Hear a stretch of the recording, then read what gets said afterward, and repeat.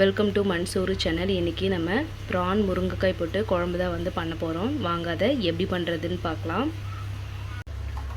நான் வந்து ஒரு கடாயில் நல்லா வந்து ஒரு 100 ml அளவுக்கு எண்ணெய் வந்து ஆட் பண்ணிக்கலாம்.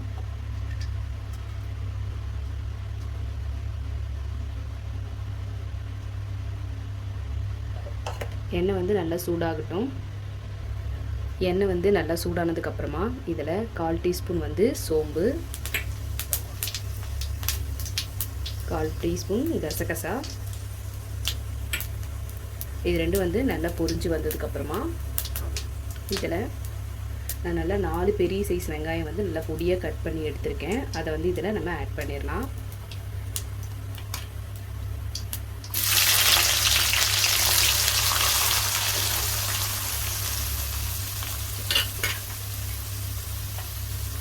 ஆட் பண்ணிவிட்டு வெங்காயம் வந்து நம்ம நல்லா வந்து வதக்கி விட்டுறணும்.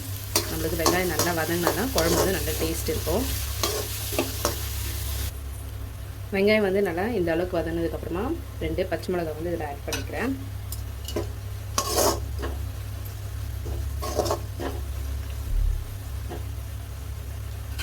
நான் வந்து இன்றைக்கி இஞ்சி பூண்டு பேஸ்ட் வந்து ஆட் பண்ணாமல் செய்கிறேன். உங்களுக்கு இஞ்சி பூண்டு பேஸ்ட் வேணும் அப்படின்னா இது மாதிரி வெங்காயம் வதங்கினதுக்கப்புறமா இது கூட இஞ்சி பூண்டு பேஸ்ட்டை ஆட் பண்ணிவிட்டு அது வதங்கினதுக்கப்புறமா நம்ம அரைச்சி வச்ச தக்காளி விழுது வந்து ஆட் பண்ணிக்கலாம். நான் தக்காளி வந்து 4 பெரிய சைஸ் தக்காளி வந்து தண்ணி விடாமல் அரைச்சி எடுத்திருக்கேன். இப்போ இது கூட தேவையான அளவு உப்பு வந்து ஆட் பண்ணிக்கலாம். ஆட் பண்ணிவிட்டு இதை நல்லா வதக்கி விட்டுருங்க. தக்காளி வந்து நமக்கு நல்லா இந்த அளவுக்கு கொதிச்சு வரணும். நல்லா இந்த அளவுக்கு கொதிச்சதுக்கப்புறமா நான் வந்து 1/4 டீஸ்பூன் வந்து மஞ்சள்தூள் வந்து ஆட் பண்ணிக்கிறேன். மிளகாய்த்தூள் வந்து உங்களுடைய காரத்துக்கு தகுந்த மாதிரி யூஸ் பண்ணிக்கோங்க. ஏன்னா நம்ம பச்சை மிளகாயாக ஆட் பண்ணியிருக்கோம் இல்லையா, அதனால் வந்து உங்களுடைய காரத்துக்கு தகுந்த மாதிரி நீங்கள் வந்து மிளகாய்த்தூள் வந்து ஆட் பண்ணலாம். நான் வந்து இன்றைக்கி குழம்பு மிளகாய்த்தூள் தான் எடுத்திருக்கேன்.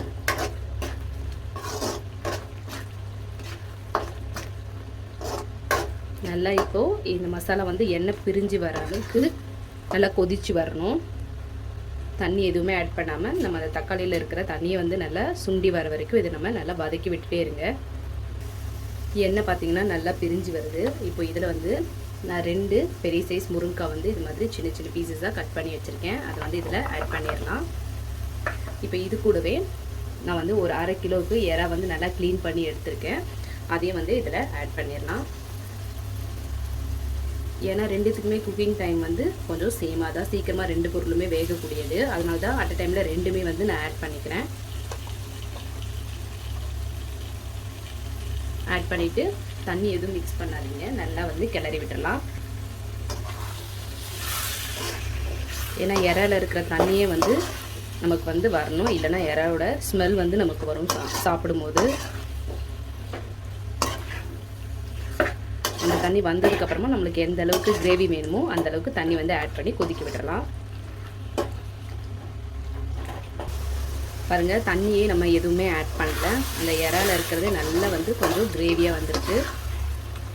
இந்த மாதிரி கிரேவி போதும் அப்படின்னு நினைக்கிறவங்க நீங்கள் தண்ணியே ஆட் பண்ண வேண்டாம். இது வந்து ஒரு 2 மினிட்ஸ் நல்லா கொதிக்க விட்டுட்டு அதுக்கப்புறமா இறக்கிக்கலாம். இல்லை இன்னும் கொஞ்சம் அதிகமாக கொஞ்சம் நல்லா கிரேவியாக இருக்கணும் அப்படின்னு நினைக்கிறவங்க இது கூட ஹாட் வாட்டர் வந்து ஆட் பண்ணிக்கலாம்.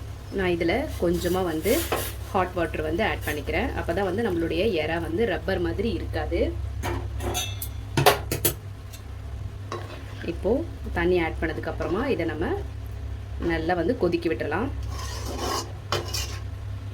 நான் வந்து ஒரு மூடி போட்டு மூடிட்டேன். இது வந்து ஒரு 3 மினிட்ஸ் வந்து கொஞ்சம் மீடியம் ஃப்ளேம்லேயே வச்சு நம்ம கொதிக்க விட்டுடலாம்.